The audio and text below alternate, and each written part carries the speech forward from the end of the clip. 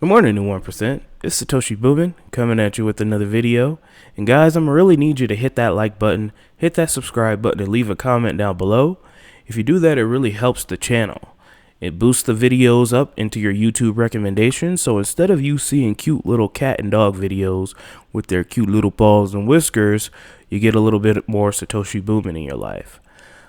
Up on the screen here, we have our wonderful Patreon subscribers, AJ, Bread Garlic House, Mac Harris, Sergio, Lassie Dielson, The Fern Line, Jeffrey, Ethan, and Maryland Crypto. Thank you for your wondrous Patreon support. I got my hot tea and honey locked and loaded, ready to go. Let's get this show on the road. I hope you enjoy it. Now, before we get into the news, not too much news going on in the Vechain community today. However, I did want to go over DeFi a little bit more, especially in the Vechain realm. And let's get on with it.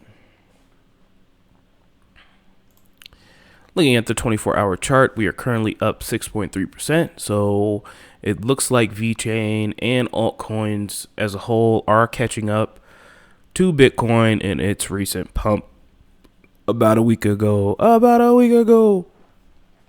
So, yeah, it's good to see. Hopefully we can continue this upward trend here. Maybe get up to 0.12, 0.13, or 0.14 just to calm some people's nerves. A lot of negativity in the community because prices have stagnated, even though there's plenty of other good news other than price.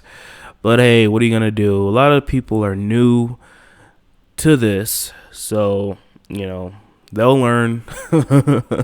They'll learn real quick. And some of them will leave, and some of them will stay. But, yeah, did you know that the biggest days of the bull run happened, like, in 5 days? Like, the biggest days of the last bull run happened in a period of 5 days. So for the rest of the 300 other days, it was stagnant. It was going up and down. So that's how markets traditionally work, guys.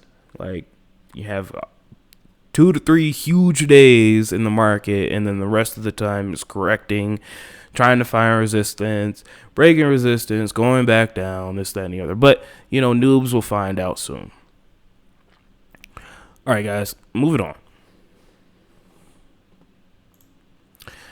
Ron Dalton, a frequent of this show, he posts here, VITRO burn was low yesterday at about 3.78 million. And today we had a decent start at about 1.06 million so far. Yeah, it was a pretty slow day yesterday. Not too much news going on, not too many transactions, but the ones who have been here for a while know that VITRO burn is pretty decent because, you know, I know that months seem like years in crypto, but just a few short months ago, getting to 1 million VITRO a day would have been very, very good and extremely bullish. And now we're frequently crossing 1 million VITRO. We're frequently crossing almost 4. We're pushing to 4 million VITRO to 5 million VITRO burn per day. When just a few short months ago, that was unheard of. And now we're pushing closer and closer to 10 million VITRO. The testnet burn had almost 10 million transactions, burnt a stupid amount of VITRO. Hopefully we can get those people onboarded soon, and I think we will. Thank you to Ron Dalton. Go ahead and follow this guy. And in news that's not Vechain news, but it is related to Vechain in more ways than one. Italian police seize 4,000 bottles of counterfeit Super Tuscan wine. Fakes imitate one of Italian's top wines, which costs up to $320 a bottle. I definitely have not tried that wine because I cannot afford $320 a bottle. I would rather spend $320 on some crypto. But hey, why is this important? Well, Vechain just recently, a few days ago, landed a huge partnership with Ubique Tags, one of the largest manufacturers in RFID and NAS tags and they are going to be tracking some of the most expensive wine in China. So this is some of the most expensive wine, some of the more expensive wines in Italy. And hopefully, they can see what Vechain's been doing. Hopefully they can hear about Vechain and get them to track and trace their wine, because $360 bottle of wine is nothing to play with. I know that there are a ton of counterfeiting wine schemes in China. I've seen the videos where there's literally 10 people, and they literally, all they do all day is refill bottles of expensive wine with crap wine. So they'll take a $10 bottle of wine and fill it with say this Super Tuscan, whatever this wine here. They'll take this bottle and fill it up with $10 crap wine, and then resell it for $300, and they make a killing doing it. It's really, really insane. They do it with Hennessy. They do it with, anything you can imagine. Wine and liquor makers lose over $300 billion a year. $300 billion a year just for counterfeiting. So this is something that Vechain's trying to tackle, and if we could just get a fraction of that, that would definitely be something bullish for Vechain. And we're looking bigger picture here, guys. I know it's frustrating to a lot of you, to some of you, but you just got to deal with it. So yeah, Bulgari Saskaya or whatever, come on over to the Vechain Thor blockchain. We'll go ahead and track and trace your expensive wine for you.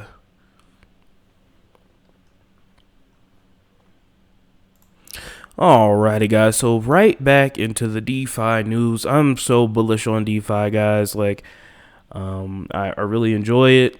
Now here, I'm using Ethereum DeFi, but if you guys are interested, this could be, something that you want to look into. I'm definitely going to be looking into becoming a liquidity provider for Vex Exchange as well, but I want to do some more reading. I want to do some more research. Do your own research before I just dump my money in, okay? The great thing about Vechain and the great thing about Vechain, the great thing about Cardano when it comes out, Tezos when it gets its head out of its rear end and starts doing smart contracts. The great thing about these things is that transaction fees are going to be so cheap. If I wanted to do a transaction right now on Ethereum's blockchain, it would literally cost me $9 to interact with the smart contract right now. I wanted to unstake some of my Curve, but I didn't have enough Ethereum in my wallet. I was I had $8 and I needed one more dollar, and I got pissed. So, the great thing about Vechain and Cardano in the future is that these fees are so low. All the transactions that you use to interact with these smart contracts are paid in VITRO. So I'm definitely going to leave this in the description below. If you're interested in becoming a liquidity provider for Vex Exchange, I'm definitely going to do it. But it's something that you should think about, because DeFi is definitely not going anywhere, I don't think. Some of the DeFi protocols that we use now might be like Yearn and others. They might go away. But DeFi as a whole, becoming liquidity providers, earning passive income for helping out exchanges, I think that's going to definitely be the future. And this could be a way that you could earn some passive income. Now, there's not a whole lot of information that I found about fee structure, this and that, but we do have a overview in the next slide. So yeah. So basically, this is just running you through how to use Vex Exchange. Okay, so we'll just go step by step here. First step for first time users, they must click unlock next to the token of choice and pay the VITRO transaction. This authorized the smart contract to accept the token. It only needs to be done once. And then step 2, you can swap VITRO or any token for VeChain. Select the tokens in the drop-down menus on how much you'd like to swap. And unlike Ethereum, which uses ETH to do the transactions, you only need VITRO. VITRO is more readily available and it's a lot cheaper. So that's why I'm a bit more bullish once we get some decent smart contracts on VeChain for DeFi. Now, one problem with VeChain DeFi is that I don't think VeChain DeFi is going to have the backing of the VeChain Foundation. Sunny Lou's not really supportive of community tokens, I've noticed. That's some FUD that I'm going to cover at some point. But that's some FUD for later. I shouldn't even have brought it up in this video, but I did, whatever. So I'm definitely going to leave this in the description below. If you want to add liquidity, you can earn fees. Every time someone swaps their VeChain for player or whatever, I'm going to leave this in the description below. Don't worry if you want to check this out. And then real quickly here, we have the VEX Exchange overview. We talked about this a little bit a couple of days ago, but, the more I look into it, the more I think that, I might dip my toe into this here. VEX Exchange, for those who don't know, is a decentralized exchange running on the VeChain blockchain. Instead of maintaining an expensive on-chain order book, VEX Exchange uses supply and demand to set the exchange rate for its assets. All markets trade into VeChain, so all prices are in terms of VeChain. Because trades are instantly settled, VEX Exchange can be integrated to any DApp to offer seamless swaps for users. This has a wide range of use cases, most notably in user onboarding. DApps can now accept payment in any VIP 180 token and having converted into VET1 simple transaction, and the transaction is cheap. So I'll leave both of these links in the description below if you're interested in this. I think it's going to be pretty awesome. All right, guys. Well, I hope you enjoyed the show here. No, there was not a whole lot of VeChain news, but hey, it's the weekend. Typically, things are slow. Thank you to my Patreons, AJ, Brad Garlic House, Mac Harris, Sergio, Lafsy, Nielsen, The Fernline, Jeffrey, Ethan, and Maryland Crypto for your wondrous Patreon support. The markets look to be doing pretty decently here. We have 1,296 days, 10 hours, and 24 minutes to the next Bitcoin block halving. It looks like altcoins seem to be catching up a little bit with Bitcoin here. There's some red, but nothing down too much except for CRO. I heard some FUD about them, but I can't attest to what all occurred there. It is what it is. Reserve rights token is definitely pumping. VThor chain Yearn is up. OKB has recovered a little bit from its dip. And Filecoin is correcting like crazy. Crypto.com coin is down. So there are some coins down, but for the most part, it looks like altcoins are either green or, trying to get green.